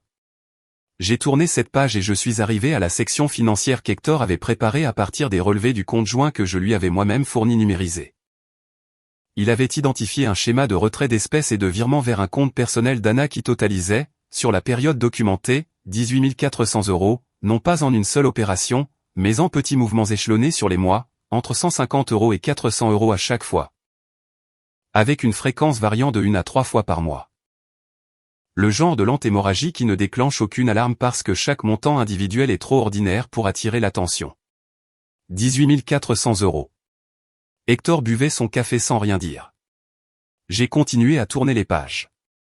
Cette nuit-là, alors que les enfants dormaient déjà et qu'Anna était dans la chambre, je suis sorti pour aller déplacer la voiture dans le parking couvert que nous avions à un demi-pâté de maison de là. Une excuse que j'avais parfois utilisée quand j'avais besoin de prendre l'air sans donner d'explication. Je suis monté dans la voiture, j'ai fermé la porte, j'ai éteint l'écran de mon téléphone et je suis resté là. Je ne sais pas exactement combien de temps s'est écoulé. L'horloge du tableau de bord indiquait 23h18 quand je suis monté, et 23h57 quand j'ai réussi à en sortir. Presque 40 minutes dans l'obscurité du parking, avec l'odeur de béton humide et le bruit lointain d'une voiture passant dans la rue au-dessus. À ne rien faire d'autre que de laisser tout ce que je contenais depuis 2 semaines occuper l'espace qui lui revenait. Je n'ai pas pleuré de façon dramatique. Ce n'étaient pas les sanglots convulsifs que l'on voit dans les films. C'était quelque chose de plus calme et de plus long, le genre d'effondrement qui se produit lorsque le corps épuise la réserve de tension qu'il a maintenue pendant des semaines. Les larmes sont venues sans prévenir et sont reparties sans se presser. Et entre les deux, il y a eu un laps de temps où je suis simplement resté assis, les mains sur les genoux, fixant le volant sans rien voir. J'ai pensé à la cuisine. 2 ans plus tôt, Anna m'avait dit que la cuisine avait besoin d'être rénovée. Les placards étaient abîmés. Le plan de travail avait une fissure dans le coin. La hotte aspirante faisait un bruit qui empirait depuis des mois. Elle avait raison sur tout. J'avais promis de le faire et j'avais repoussé le projet car le budget des travaux coïncidait avec une période de dépenses extraordinaires à l'usine. Et je voulais avoir l'esprit tranquille avant d'engager cet argent à la maison. Pour pouvoir le faire, j'avais demandé des heures supplémentaires pendant 3 mois consécutifs, week-end inclus. Je rentrais à la maison les mains engourdies par le froid de l'entrepôt. Je mangeais dans l'ancienne cuisine qui allait bientôt disparaître. Je me douchais et je m'endormais avec la satisfaction concrète de quelqu'un qui a un objectif et qui est en train de l'atteindre. Anna m'avait remercié pour mes efforts. Elle m'avait dit que je n'étais pas obligé de me tuer à la tâche comme ça. Je lui avais répondu que c'était pour elle, qu'elle méritait d'avoir la cuisine qu'elle voulait. Nous avions inauguré la nouvelle cuisine il y a 16 mois. Pendant que j'accumulais les heures supplémentaires à l'usine pour la financer, elle s'était construit une autre vie depuis près de 2 ans, à 9 minutes de route de là. Alors que j'arrivais tard et épuisé, me sentant être un bon mari grâce à ce sacrifice, elle envoyait des messages à notre fille aînée, coordonnant les emplois du temps pour que personne ne le découvre. C'était ce qui ne s'inscrivait dans aucune logique rationnelle. Non pas la trahison en tant que concept abstrait, mais la géométrie exacte de la façon dont elle s'était produite, superposée au moment où j'avais fait le plus d'efforts, infiltrée dans les périodes dont je me souvenais avec le plus de satisfaction. L'année des heures supplémentaires et de la nouvelle cuisine, l'été en Bretagne tous les 5, avec l'autocollant et la frayeur dans la cathédrale, les anniversaires de mariage que j'avais célébrés, convaincu qu'il y avait quelque chose à fêter. Rien de tout cela n'avait été entièrement faux. C'était peut-être ça le plus dur. Les moments avaient bel et bien existé. L'étreinte dans la cathédrale avait été réelle. La satisfaction d'inaugurer la cuisine, aussi. Mais c'étaient des moments réels au sein d'une structure dont l'architecture m'échappait. Je me suis essuyé le visage avec la manche de mon pull. J'ai baissé la vitre d'1 centimètre pour laisser entrer un peu d'air. Le parking sentait le moteur froid et cette poussière spécifique au béton souterrain qui ne ressemble à aucune autre. J'ai pensé à Camille. J'ai pensé à elle à 8 ans, à 12 ans, à 15 ans quand nous commencions à nous disputer sur les heures de rentrée et qu'elle disait que j'étais trop strict, alors que je pensais faire exactement ce qu'un père est censé faire. J'ai repensé au moment où elle avait franchi cette ligne, passant de ma fille à la personne qui surveillait mes mouvements pour protéger sa mère. Si cela avait été progressif, s'il y avait eu un moment précis où Anna le lui avait demandé, ou si elle en avait simplement pris l'initiative d'elle-même, convaincue que c'était la bonne façon de gérer la situation. Aucune des options n'était moins douloureuse pour moi que l'autre. Quand je suis rentré à la maison, le couloir était silencieux. La lumière d'une chambre n'était plus visible sous la porte. J'ai retiré mes chaussures dans l'entrée pour ne pas faire de bruit. Je suis passé devant les chambres de Thomas et de Lucie. J'ai ouvert doucement la porte de la salle de bain et je me suis lavé le visage à l'eau froide, pour la 2e fois en 2 semaines pour la même raison. Je me suis regardé dans le miroir, le même homme que toujours, 48 ans, les cernes un peu plus prononcées qu'il y a 3 semaines. Les traits légèrement plus tendus au niveau de la mâchoire, mais le même homme. Et cela, d'une manière que je ne pouvais pas encore totalement expliquer, était aussi une information importante, car ce que j'avais maintenant n'était pas seulement de la douleur. C'était 17 pages dans une enveloppe, un dossier protégé sur mon ordinateur de travail, et la lucidité absolue de quelqu'un qui sait désormais exactement ce qu'il regardait sans le voir depuis plus de 3 ans. Les pleurs avaient pris fin dans le parking. Ce qui commençait maintenant était quelque chose de complètement différent. J'ai attendu le bon moment pendant 5 jours. Ce n'était pas de l'impatience que je ressentais, mais la conscience claire que cette conversation avait besoin de conditions exactes pour se dérouler de la seule manière qui ait du sens, sans Anna à la maison, sans les enfants. Sans possibilité d'interruption ni l'opportunité pour Camille de passer la porte avant que nous n'ayons terminé. Le vendredi après-midi, tout s'est aligné sans que j'aie à forcer les choses. Anna avait une réunion de coordination qui durait jusqu'à 19 h. Thomas était chez son ami dans l'immeuble d'en bas avec la permission de rester jusqu'à 20 h. Lucie avait son activité extrascolaire du vendredi, la danse, qui se terminait à 18h15 et où Anna allait habituellement la chercher sur le chemin du retour. Ce vendredi-là, j'ai dit à Anna que j'irais la chercher, qu'elle pouvait rentrer directement après sa réunion. Camille était arrivée à midi avec son habituel sac en toile et en annonçant qu'elle restait pour le week-end. Elle l'avait dit avec le naturel de quelqu'un qui n'a pas besoin de demander la permission parce qu'elle n'en a jamais eu la moindre raison. Elle s'était installée dans sa chambre, avait déjeuné avec nous, puis avait passé l'après-midi entre le canapé et sa chambre. À 16h30, alors que la maison était plongée dans ce silence particulier des après-midi d'automne, avec une lumière qui déclinait rapidement à travers les fenêtres, je suis allé dans la chambre, j'ai ouvert le tiroir de la table de chevet et j'ai sorti mon téléphone. J'ai cherché la photographie de l'écran de Camille, celle que j'avais prise 2 semaines auparavant d'une main légèrement tremblante, alors que les verres étaient encore près de l'évier. Je l'ai agrandi jusqu'à ce que le texte soit parfaitement lisible. Ensuite, je suis allé dans la chambre de Camille. J'ai frappé un coup avec mes articulations avant d'ouvrir. Elle était allongée sur le lit avec ses écouteurs, fixant le plafond. Elle les a retirés en me voyant entrer et s'est redressée, appuyée sur un coude, avec cette expression un peu étrange qu'elle prend lorsque quelque chose vient briser la routine habituelle. « Il y a un problème ? » ?»« Assieds-toi, » ai-je dit. Je ne l'ai pas dit durement. Je l'ai dit avec ce calme qui n'est pas de la sérénité, mais un contrôle absolu sur tout ce qui sort de ma bouche. Camille s'est assise sur le bord du lit.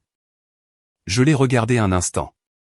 Puis, j'ai posé le téléphone sur le matelas devant elle, la photographie bien visible, le texte agrandi, les mots parfaitement lisibles. Papa est à la maison. Fais attention. Camille a baissé les yeux vers l'écran. Je l'ai vu assimiler la chose.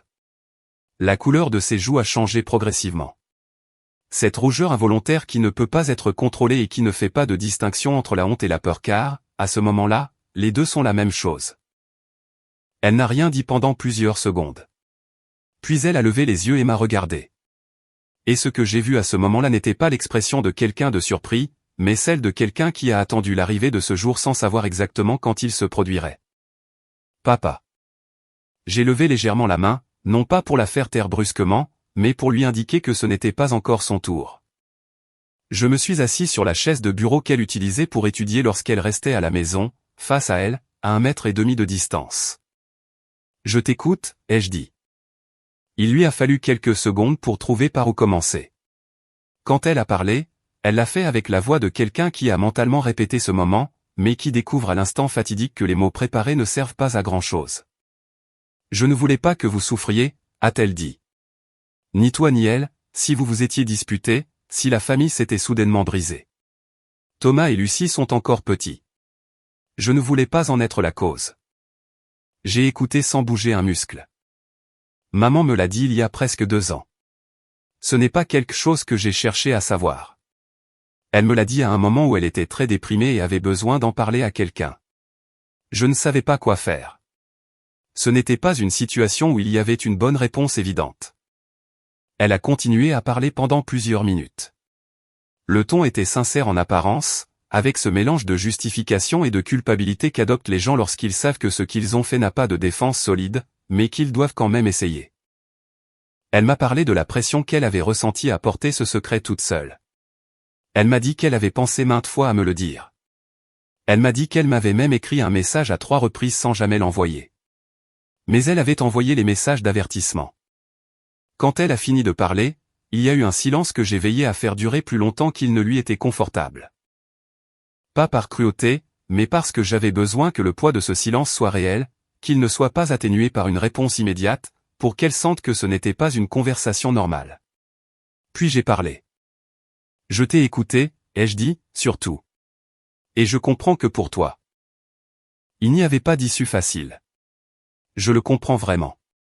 Mais je veux que tu comprennes quelque chose toi aussi. Tu ne m'as pas envoyé ces messages parce que tu ne savais pas quoi faire. Tu me les as envoyés parce que tu as décidé de ce qu'il fallait faire. Tu as décidé que protéger ta mère était plus important que d'être honnête avec ton père. Ce n'est pas une situation difficile. C'est un choix. Et les choix que nous faisons, en particulier ceux que nous maintenons pendant des mois sans changer d'avis, disent exactement qui nous sommes et ce qui compte pour chacun de nous. Les yeux de Camille étaient humides. Elle ne pleurait pas encore, mais elle était sur le point de le faire. Je ne vais pas te crier dessus, ai-je continué.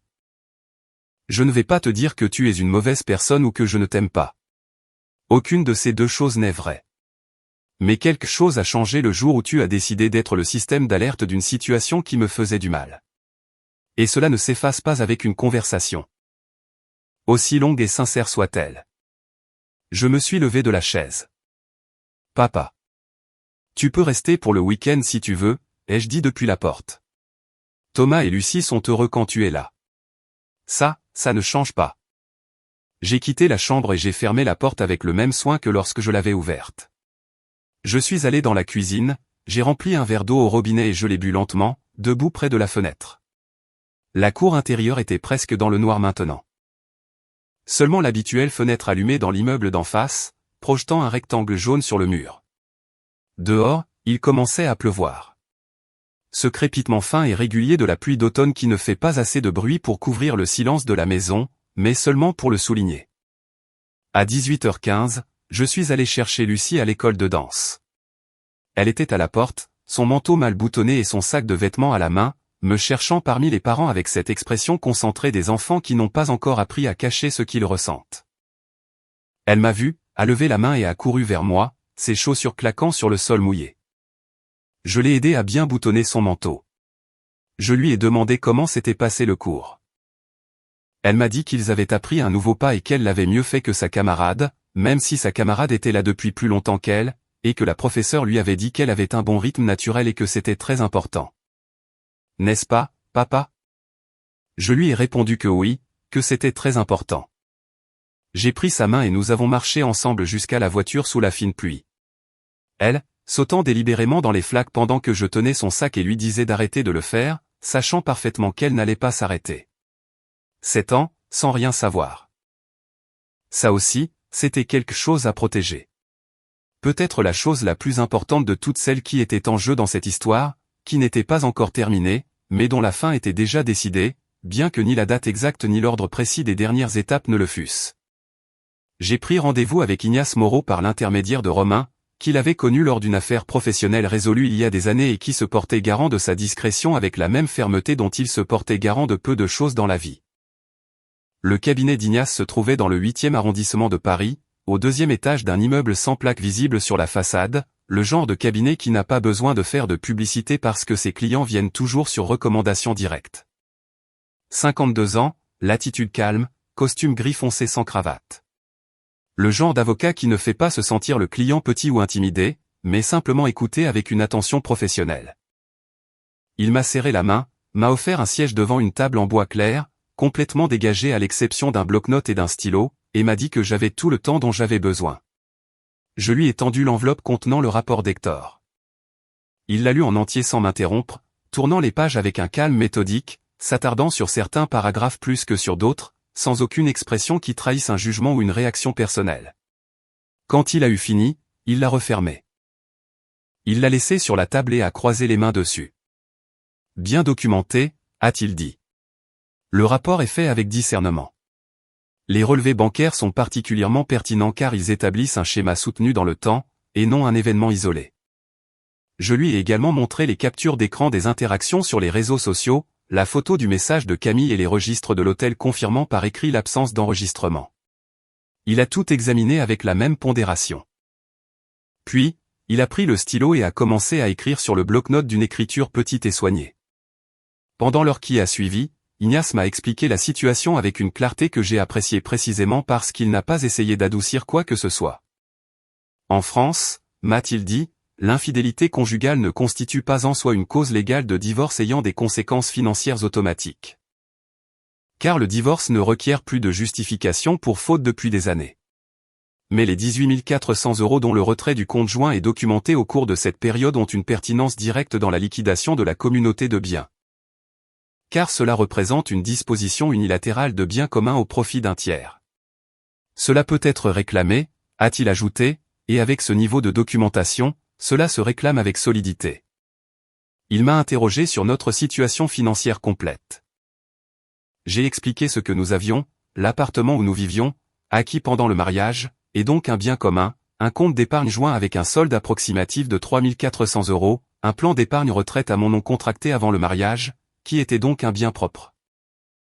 Et un petit local commercial à Montreuil dont j'avais hérité de mon père il y a 8 ans, également un bien propre puisqu'il provenait d'un héritage direct.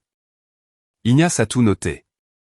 Le local et le plan d'épargne retraite ne font pas partie de la liquidation de la communauté de biens, a-t-il confirmé. Ils sont à vous, quoi qu'il arrive. Ce qu'il convient de faire avant d'entamer toute procédure officielle, c'est de vérifier s'il y a un actif à votre nom exclusif qui pourrait être menacé pour une raison administrative en suspens. Tout doit être en ordre avant que l'autre partie ne commence à réagir. Il m'a également demandé de ne faire aucun mouvement brusque sur les comptes joints. Rien qui puisse être interprété comme un retrait ou un vidage unilatéral. La stratégie consistait à documenter, organiser et agir dans le cadre légal avec suffisamment d'anticipation pour que, lorsque le moment de la procédure officielle arriverait, il n'y ait aucun flanc exposé. J'ai quitté le cabinet avec une liste de 3 tâches spécifiques que je devais accomplir avant le prochain rendez-vous fixé 3 semaines plus tard. J'ai accompli les 3 en 2 semaines. La première consistait à vérifier le statut administratif du local de Montreuil, qui avait un bail en cours avec un locataire présent depuis 4 ans sans incident. J'ai appelé le gestionnaire qui s'en occupait, un homme méticuleux originaire de Lyon avec qui je parlais 2 fois par an, et je lui ai demandé de m'envoyer le dernier rapport de situation. Tout était en ordre. La deuxième était de vérifier que le plan d'épargne retraite était toujours correctement à mon nom exclusif et sans aucun lien avec le compte joint. Je l'ai vérifié personnellement dans les bureaux de l'institution financière avec un employé que je ne connaissais pas et dans une agence qui n'était pas l'habituelle. Une précaution peut être excessive, mais qui me paraissait nécessaire à ce moment-là. La troisième tâche fut celle qui a failli créer un problème. Ignace m'avait demandé une copie numérisée de tous les contrats des biens propres, y compris l'acte d'héritage pour le local. Cet acte se trouvait dans un trieur de documents dans le placard du couloir. Le même placard où nous gardions tous les papiers de la maison, les factures, les garanties, les documents scolaires des enfants, les polices d'assurance. C'était un placard qu'Anna connaissait parfaitement et auquel elle accédait régulièrement. Un mardi soir, alors qu'Anna était dans le salon en train de regarder la télévision et que les enfants dormaient, j'en ai profité pour ouvrir le placard silencieusement et chercher le dossier. Je l'ai trouvé sur la 2e étagère, exactement là où il avait toujours été. Je l'ai sorti avec précaution et je me suis dirigé vers la chambre pour le numériser avec mon téléphone. J'étais à mi-chemin dans le couloir quand j'ai entendu le bruit de la télévision s'éteindre. Je me suis arrêté, le dossier à la main, au milieu du couloir avec la lumière de la chambre allumée au fond. Des bruits de pas dans le salon. La voix d'Anna derrière moi. « Tu cherches quelque chose ?» Je me suis retourné lentement. Elle était à l'entrée du couloir, la télécommande toujours à la main, me regardant avec cette expression légèrement interrogatrice qui n'avait aucun poids spécifique, juste la curiosité naturelle de quelqu'un qui voit une personne faire quelque chose qui sort de l'ordinaire. Les papiers de l'assurance auto, ai-je dit avec le calme de quelqu'un qui s'entraînait mentalement depuis des jours exactement pour ce genre de moment. Je dois la renouveler cette semaine et je ne me souvenais plus si je l'avais rangée ici ou dans le tiroir du bureau. Elle a jeté un coup d'œil au dossier. Et c'est là. Je l'ai ouvert et j'ai sorti la première feuille que j'ai trouvée, qui s'est avérée être une facture pour la chaudière de l'année précédente. Je la lui ai montrée brièvement et je l'ai remise. Je me suis trompé de dossier. Celui de la voiture doit être dans le bureau. Elle a hoché la tête sans grand intérêt. Ne le laisse pas pour le dernier jour. Il y a toujours un problème avec le système à ce moment-là. Tu as raison, ai-je dit. Elle est retournée dans le salon. J'ai entendu le canapé, le son de la télévision se rallumer. Je suis resté immobile dans le couloir pendant 3 ou 4 secondes avec le dossier à la main et le cœur battant à un rythme légèrement élevé qui ne correspondait pas à un effort physique. Ensuite, je suis allé dans la chambre, j'ai numérisé tous les documents dont j'avais besoin avec mon téléphone, je suis retourné au placard du couloir et j'ai tout remis exactement comme c'était. Cette nuit-là, j'ai eu du mal à m'endormir. Non pas par peur d'avoir été découvert, car je ne l'avais pas été, mais à cause de la conscience aiguë de la proximité à laquelle ces deux réalités parallèles que je maintenais simultanément pouvaient se heurter à tout moment. La vie habituelle en surface et le démantèlement silencieux qui s'opérait en dessous. C'était épuisant d'une manière qui n'avait pas de nom précis. Lors de mon 2e rendez-vous avec Ignace, je lui ai remis tout ce qu'il avait demandé. Il a tout passé en revue, a organisé les documents dans un nouveau dossier avec des intercalaires, et m'a dit qu'il était prêt quand je le serais. La procédure pourrait être initiée dès que j'en donnerais le signal. Il s'occuperait du reste.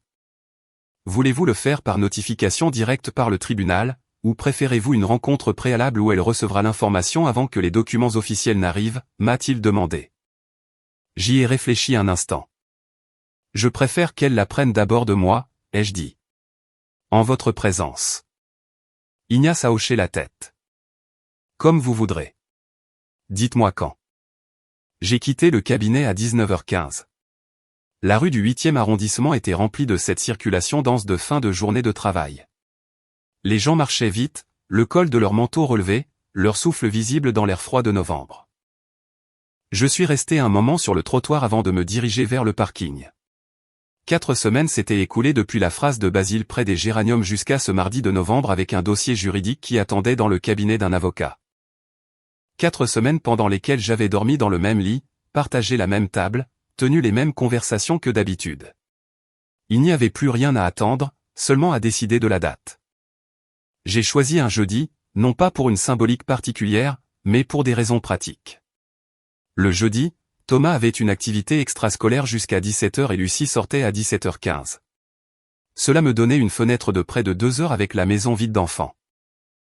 Suffisamment de temps pour que ce qui devait arriver se passe sans qu'aucun d'eux ne passe la porte au mauvais moment. J'ai appelé Anna le mardi après-midi avec une excuse construite sur l'architecture exacte de notre routine.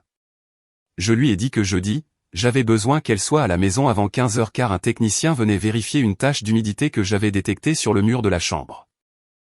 C'était le genre de mensonge domestique qui n'éveille aucun soupçon car il s'insère sans friction dans le type de conversation que les couples ont sur l'entretien de la maison. Elle a dit d'accord, qu'elle essaierait de quitter le bureau avant 14h30. Le mercredi soir, j'ai appelé Ignace et j'ai confirmé l'heure. Nous avons convenu qu'il arriverait à 15h15, 15 minutes après que j'ai brièvement parlé à Anna, pour qu'elle soit assise lorsqu'il entrerait. Il m'a dit qu'il apporterait les documents en ordre et que le premier que je devais signer était la demande d'ouverture de la procédure de divorce par consentement mutuel. Bien que, dans ce cas, le consentement fut totalement unilatéral. Cette nuit-là, je n'ai pas bien dormi, non pas par peur ou par doute. C'était plutôt la tension préalable aux moments irréversibles. Cet éveil involontaire du corps quand il sait que le lendemain, quelque chose va changer de façon permanente et qu'il ne trouve pas le moyen de devancer ce moment pour le traiter à l'avance. À 7 heures du matin, j'ai emmené les enfants à l'école comme n'importe quel autre jeudi. Thomas avait oublié sa flûte et j'ai dû remonter la chercher. Lucie voulait son sandwich avec du pain grillé et non du pain normal, une distinction qui, pour elle, était de la plus haute importance. Je leur ai fait un bisou à la grille de l'école et je les ai regardés entrer. Je suis rentré à la maison, j'ai fait du café, je me suis assis dans la cuisine et j'ai attendu. Anna est arrivée à 14h40. Elle est entrée avec son sac, son manteau, cette expression légèrement distraite de quelqu'un qui vient de quitter une matinée de travail et n'a pas encore complètement déconnecté. Elle m'a demandé si le technicien était déjà arrivé. Je lui ai répondu que non, que nous avions un moment. Je lui ai demandé de s'asseoir dans le salon. Quelque chose dans mon ton, dans ma façon de le dire, lui a fait me regarder une seconde avant de bouger, mais elle s'est assise sur le canapé du côté gauche, sa place habituelle. Elle a laissé son sac par terre près de ses pieds. Je me suis assis dans le fauteuil en face d'elle. Sur la table basse, il y avait une chemise cartonnée bleu marine que j'avais préparée le matin même. Ce n'était pas l'enveloppe d'Hector, mais une version organisée par Ignace. Tout était imprimé, classé par section avec des intercalaires, avec une couverture propre sans titre ni annotation visible. Je l'ai poussée doucement vers elle. « Ouvre-la », ai-je dit. Elle m'a regardé. Il n'y avait pas encore de peur sur son visage, mais plutôt de la prudence, cette alerte primaire que le corps active quand il reconnaît que quelque chose sort du scénario habituel sans encore savoir exactement quoi. Elle a ouvert la chemise. Les premiers documents étaient les registres de l'hôtel de Bordeaux, la recherche de son nom dans le système, l'absence d'enregistrement vérifié par écrit. Puis les photographies du bâtiment bleu de la rue Lamarck avec la date et l'heure de la prise de vue. Ensuite, le rapport d'Hector avec les points les plus pertinents marqués. Puis les relevés bancaires avec les mouvements surlignés en jaune, chacun daté, chaque montant additionné au bas de la dernière page avec le total souligné, 18 400 €. Elle a tourné les pages lentement au début. Puis, encore plus lentement, elle a atteint la section des photographies du rapport et s'est arrêtée. Le silence a duré environ 20 secondes. Aurélien. Sa voix est sortie avec une texture que je ne lui avais jamais entendue. Quelque chose entre la raucité et la retenue, comme si les mots devaient traverser une résistance physique pour sortir. Ce n'est pas ce que. Continue de tourner les pages, ai-je dit. Elle a continué. Elle a atteint la dernière section où se trouvait la photo de l'écran du téléphone de Camille. Elle est restée immobile un instant avec cette feuille à la main. Ça n'a rien à voir avec. Anna. J'ai prononcé son nom d'une voix basse, sans dureté, mais avec une fermeté qui l'a arrêté. J'ai entendu beaucoup de choses ces dernières semaines. Pas maintenant. Elle a fermé les yeux, les a ouverts, a posé la chemise sur la table avec précaution, comme si le poids de ce qu'elle contenait avait été physiquement transféré à ses mains et qu'elle avait besoin de s'en libérer. Depuis combien de temps le sais-tu, a-t-elle demandé. Assez longtemps. Puis les larmes sont venues. Pas d'un seul coup, mais de cette façon graduelle et inévitable dont elles le font lorsqu'il n'y a plus aucune ressource pour les contenir. Elle a mis ses mains sur son visage. Ses épaules ont bougé avec ce tremblement silencieux qui est plus difficile à supporter qu'un pleur audible, précisément parce qu'il ne fait aucun bruit. L'interphone a sonné. Je me suis levé, j'ai appuyé sur le bouton d'ouverture sans parler et j'ai ouvert la porte de l'appartement. Ignace Moreau est entré 2 minutes plus tard avec sa mallette en cuir marron, m'a serré la main en silence, a jeté un bref regard professionnel sur la pièce et s'est assis sur la chaise que j'avais placée à côté du fauteuil, légèrement en retrait. Dans la position exacte de quelqu'un qui est présent en tant que témoin et non en tant que participant. Anna l'a regardé, puis m'a regardé. Qui est-ce? Mon avocat, ai-je dit. Le déni est venu alors, non pas par conviction, mais comme la réaction désespérée de quelqu'un qui cherche la moindre échappatoire possible. Même s'il sait qu'elle n'existe pas. Nous pouvons parler. Nous pouvons résoudre ça d'une autre manière. Tu n'es pas obligé de faire ça comme ça, Aurélien. Après 22 ans, ça ne mérite pas de se terminer comme ça. Tu as raison sur ce point, ai-je dit. Ça ne méritait pas de se terminer comme ça, mais ce n'est pas moi qui ai décidé comment ça allait se terminer. Il y a eu un silence.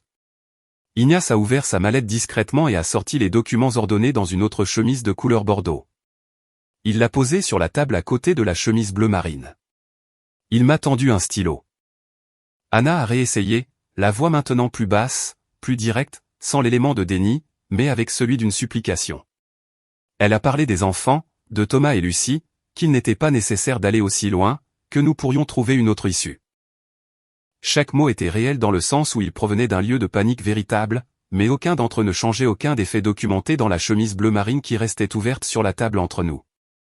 J'ai écouté jusqu'à ce qu'elle ait fini. Puis j'ai pris le stylo, j'ai signé à l'endroit qu'Ignace avait marqué avec une petite flèche adhésive dans la marge, et j'ai laissé le stylo sur la table. Je me suis levé, je suis allé dans l'entrée, j'ai pris mon manteau au crochet, les clés de la voiture dans le bol en céramique que Lucie avait fabriqué à l'atelier d'art plastique de l'école 2 ans plus tôt, et que nous utilisions pour les clés depuis. Parce que ça la rendait heureuse qu'ils servent à quelque chose. Je l'ai mis calmement.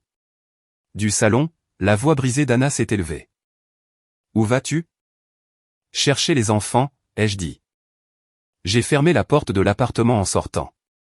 Sans forcer, avec cette même fermeture douce et définitive des portes que l'on ferme sans avoir l'intention de les rouvrir de la même manière. J'ai descendu les escaliers, je suis sorti du hall, j'ai traversé le trottoir, je suis monté dans la voiture, j'ai démarré le moteur. L'horloge du tableau de bord indiquait 16h02. Thomas sortait à 17h, Lucie à 17h15.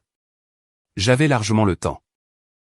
Je me suis garé à 2 rues de l'école dans un quartier calme et j'ai laissé le moteur tourner avec le chauffage allumé car le froid de novembre avait rapidement pénétré dans la voiture. Je n'ai pensé à rien de précis pendant ces minutes. Ou plutôt, j'ai pensé à tout simultanément et de manière désordonnée, ce qui revient parfois au même en 22 ans. À la nouvelle cuisine, à l'été en Bretagne. À Camille avec ses écouteurs fixant le plafond, à Ignace croisant les mains sur son bloc-notes dans son bureau du 8e arrondissement.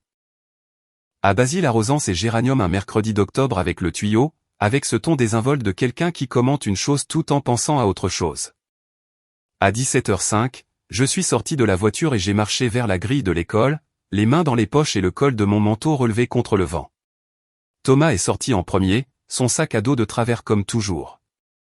Les mois qui ont suivi ce jeudi de novembre n'ont pas été dramatiques de la façon dont les gens imaginent la fin des longs mariages. Il n'y a pas eu de scène dans le couloir, pas de porte qui claque à minuit, pas d'appel tardif avec une voix brisée au bout du fil. Peut-être parce qu'Anna a compris dès le premier instant que la chemise bleu marine sur la table ne laissait aucune place à la négociation. Peut-être qu'après 22 ans, nous nous connaissions tous les deux assez bien pour savoir quelle bataille n'avait aucun sens d'être menée. Ce qu'il y a eu, c'est une semaine de cohabitation tendue et silencieuse pendant que les formalités commençaient à avancer. Anna dormait dans la chambre, moi sur le canapé du salon avec un oreiller et la couverture du placard du couloir, sans faire le moindre commentaire à ce sujet devant les enfants. Nous avons dit à Thomas et Lucie que maman et papa allaient vivre dans des maisons séparées, que nous les aimions tous les deux toujours autant, que cela ne changeait rien à ce qui comptait. Thomas a posé des questions précises sur la logistique, sur qui l'emmènerait à l'école, s'il allait devoir changer de chambre. Lucie n'a rien demandé pendant 2 jours, puis un après-midi alors qu'il dînait, elle a dit qu'un camarade de classe avait aussi des parents séparés, que son camarade avait 2 chambres, une dans chaque maison, et que ça n'avait pas l'air si mal. Anna a trouvé un appartement en location à Levallois en moins de 3 semaines. Je ne sais pas si elle cherchait déjà à l'avance ou si la nécessité concentre extraordinairement les recherches. Je n'ai pas demandé. Elle a pris ses vêtements, ses livres, les objets qui étaient clairement à elle avant le mariage, et ceux dont Ignace avait établi qu'ils lui appartenaient sans conteste. Elle a aussi pris la petite cafetière italienne qu'elle s'était achetée dans une quincaillerie il y a 10 ans et que je n'utilisais jamais parce que je préférais l'électrique. Ce détail m'a semblé, pour une raison que je ne peux toujours pas expliquer pleinement, le plus concret de tous. La procédure judiciaire s'est conclue en 4 mois et 19 jours à compter de la signature initiale. Ignace a déposé la réclamation pour les 18 400 € retirés du compte joint dans le cadre de la procédure de liquidation de la communauté de biens. Anna n'a pas contesté le chiffre. Son avocat, un homme de peu de mots qu'Ignace connaissait du milieu et décrivait comme raisonnable dans son travail, a présenté une contre-proposition de compensation partielle qu'Ignace a rejetée avec la documentation complète sur la table. Finalement, un accord a été conclu, établissant une compensation de 16 200 € en ma faveur, déduite de la valeur de la part d'Anna dans la communauté de biens. Ce n'était pas le montant total. C'était ce que la procédure permettait de récupérer dans un délai raisonnable, sans prolonger l'affaire au point où elle coûterait plus cher en temps et en usure qu'elle n'en valait la peine. Ignace me l'a expliqué avec la même clarté sans fioriture qu'il avait eue depuis le début. Je lui ai dit que j'étais d'accord. L'appartement restait le mien avec une hypothèque dont je continuerais à rembourser le prêt. C'était ce que la situation financière déterminait et ce que je préférais à toute autre alternative. Thomas et Lucie auraient leur maison, leur chambre, la nouvelle cuisine que j'avais financée avec 3 mois d'heures supplémentaires, la fenêtre donnant sur la cour intérieure, le bol en céramique pour les clés. De Gaspard Chevalier, je n'ai plus entendu parler directement. Mais Romain m'a dit, quelques semaines après la conclusion de la procédure, que le nom de Gaspard avait circulé parmi certains confrères du secteur immobilier parisien, de cette manière discrète mais efficace dont ce genre d'information circule dans les petits cercles professionnels. Il n'y a eu aucune campagne délibérée de ma part. Il se trouve simplement que lorsque quelqu'un demande comment va Aurélien et découvre les grandes lignes, l'histoire a suffisamment de poids pour voyager d'elle-même. Selon Romain, le cabinet de Gaspard avait perdu 2 contrats importants dans les mois qui ont suivi. Je ne sais pas si c'était une conséquence directe ou une coïncidence du marché. Et je n'ai pas besoin de le savoir non plus. Avec Camille, les choses se sont passées exactement comme je l'avais prévu. 6 semaines se sont écoulées sans aucun contact au-delà de brefs messages sur la logistique familiale lorsqu'il était nécessaire de coordonner quelque chose concernant Thomas ou Lucie. Puis un dimanche de janvier, elle m'a écrit un long message. Elle disait qu'elle était désolée, qu'elle avait eu beaucoup de temps pour réfléchir, qu'elle comprenait qu'elle avait pris la mauvaise décision et qu'elle voulait qu'on se parle. Je lui ai répondu le même après-midi en 3 lignes, que je n'avais aucune rancune, qu'elle pouvait continuer à voir son frère et sa sœur quand elle le voulait, et que j'allais bien. Je n'ai suggéré aucune rencontre. Je n'ai pas fermé la porte avec des mots durs ou des reproches supplémentaires. Je n'en ai simplement pas ouvert de nouvelles. Elle a essayé encore 2 fois dans les mois qui ont suivi, un appel que j'ai laissé aller sur la messagerie vocale et auquel j'ai répondu plus tard par écrit, et une visite à l'improviste un samedi après-midi où j'ai ouvert la porte. Je l'ai invitée à entrer un instant. Nous avons parlé de choses neutres pendant 20 minutes pendant que Lucie lui montrait le dessin qu'elle avait fait cette semaine-là et que Thomas lui racontait quelque chose sur l'école. Puis elle est partie avec cette expression de quelqu'un qui a compris que la distance n'est pas temporaire mais structurelle. Je ne lui ai rien expliqué de plus que ce que je lui avais déjà dit dans sa chambre ce vendredi d'automne. Ce n'était pas nécessaire. Camille était assez intelligente pour savoir exactement ce qu'elle avait perdu et pourquoi. Un silence supplémentaire aurait été d'une cruauté inutile. La distance en elle-même était la conséquence, et elle suffisait. Il y a eu des nuits difficiles. Il serait malhonnête de ne pas l'admettre. Des nuits où l'appartement était silencieux parce que les enfants dormaient et où je m'asseyais dans la cuisine avec une tasse de thé qui refroidissait sans que je la boive, et le silence avait une texture différente du silence d'avant. Plus propre à certains égards, mais aussi plus vide à d'autres. 22 ans laissent une forme dans la vie quotidienne qui ne disparaît pas du jour au lendemain, même si la raison de ce vide est parfaitement compréhensible. Il m'a fallu un certain temps pour faire la distinction entre le manque d'Anna et le manque de la vie que je croyais avoir. J'en suis arrivé à la conclusion, avec pas mal de conviction, que le second était réel et le premier beaucoup moins. Ce qui me manquait, ce n'était pas elle, mais la version d'elle que j'avais construite dans ma tête pendant 22 ans, et qui s'est avérée être en partie une fiction soutenue par ma propre volonté de ne pas voir ce que je ne voulais pas voir. C'était aussi une information sur moi-même, et je préfère la voir plutôt que de ne pas la voir. Au printemps, environ 5 mois après qu'Anna ait récupéré la cafetière italienne et les clés de l'appartement de Levallois, Romain m'a proposé de passer le week-end dans une maison de campagne qu'un de ses amis possédait dans le Morvan, sans enfants, sans obligation. Juste 2 jours de randonnée et de silence parmi les pins et le bruit de la rivière. J'y suis allé. Le 2e jour, assis sur un rocher au bord de la rivière avec le soleil d'avril sur moi et l'eau qui s'écoulait avec cette urgence constante qu'ont les sources de montagne, j'ai réalisé que je venais de passer 20 minutes sans penser à rien de lié aux derniers mois, sans revoir de conversation. Sans reconstruire de chronologie, sans faire l'inventaire mental de ce qui avait été perdu et de ce qui restait. Juste la rivière, juste le soleil, juste le bruit de l'eau parmi les pierres. Romain était quelques mètres en aval, les pieds dans l'eau glaciale, avec une expression de complète satisfaction envers le monde. C'était exactement l'expression de quelqu'un qui n'a besoin de rien de plus à ce moment précis. Ça va, a-t-il demandé sans me regarder. Comme quelqu'un qui demande sans avoir besoin d'entendre la réponse parce qu'il la connaît déjà. Oui, ai-je dit. Et c'était vrai, d'une manière simple et nuancée. Le genre de vérité qui n'a besoin ni d'explication ni de contexte supplémentaire pour se suffire à elle-même. Cette nuit-là, j'ai dormi 8 heures d'affilée pour la première fois depuis de nombreux mois, sans me réveiller à 3 heures du matin la tête qui tourne.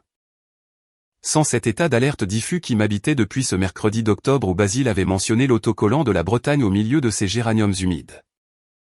Le sommeil ne résout rien en soi, mais il y a quelque chose dans le fait de se réveiller reposé, avec la lumière du matin qui entre par une fenêtre qu'on ne connaît pas encore tout à fait, qui ressemble beaucoup au début de quelque chose. Je ne sais pas exactement quoi, mais je sais que ça commence par